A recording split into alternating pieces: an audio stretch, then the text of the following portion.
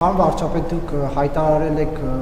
որ առաջադրվում եք առաջիկա ընտրությունների եւ կուսակցությունը նոր մոտեցում է ըստ էության ցուցաբերում թեկնածուների հավաքագրման հետ կապված, խնդրեմ պարզաբանել դա ինչով է պայմանավորված եւ գումարի չափը 500,000 կուսակցականների դեպքում եւ 1.5 միլիոն անկուսակցականների դեպքում ինչպես է այդ գումարը որոշվել է չափը, այդ գումարը ինչ է լինելու, արդյոք այստեղ շուտ կոռուպցիոն դրսևորումներ չեն կարող լինել։ Ինչ կոռուպցիոն դրսևորում, նախ ասեմ, որ այն ինչ որ դուք ասում եք նորություն, ոչ մի բան նորություն չի, այսինքն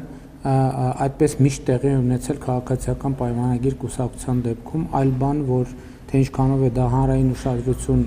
գրավել, ինչքանով ոչ, իմիջիայլոց ուզում եմ ասել հերթական ընտրությունների պարագայում, օրինակ 2017 թվականի հերթական ընտրություններում մենք նույն սկզբունքով ենք արել, որովհետև մեր կանոնադրության համաձայն էլ մենք արտահերթ ընտրությունների դեպքում, քանի որ ժամանակացույցի խնդիր կա, ցուցակը մի քիչ արագացված ռեժիմով է ձևավորվում, իսկ հերթական ընտրությունների դեպքում ավելի, այսպես ասած, տևական պրոցեսի արդյունքում մենք փաստորեն 2026 թվականին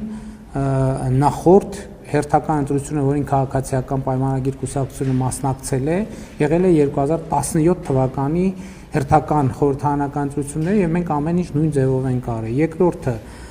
առաջադրումների վերաբերյալ տեխնացուները միշտ էլ այդ առաջադրման վճարը իրականացրել են, որովհետև մենք քարոզարշավ ենք իրականացնելու,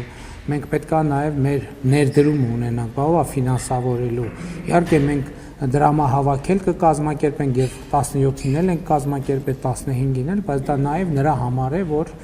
մենք որևէ մեկը եթե տեխնացություն է առաջադրում, պետք է նաև ֆինանսական ներդրում ունենա, ընդ որում պարտադիր չէ անձնական, որովհետև մեր սկզբունքը հետևյալն է, որ տեխնացու լինելը նշանակում է որոշակի առաջնորդություն։ Հետևաբար յուրաքանչյուրը կարող է կանխավարկածով իր միջավայրում, եթե անձամբ ինքը այդ որոշումը չի կայացնում, իր միջավայրում դրամահավաք կազմակերպել ընտանիքի անդամներ, ընկերներ եւ այդ ներդրումը անել։ Ինչու կուսակցականներին 500,000 դրամ, ոչ կուսակցականներին 1.5 միլիոն, որովհետեւ կուսակցականները այս ընթացքում վճարել են անդամավճար, որպեսզի անհավասարություն չլինի, մենք հաշվարկել ենք մոտավորապես տարբերությունը, որ նույն վիճակին լինի, ներառյալ այս ընթացքում կուսակցականների վճարած անդամ վճարները, որպեսզի հավասար պայմաններ լինեն բոլորի համար։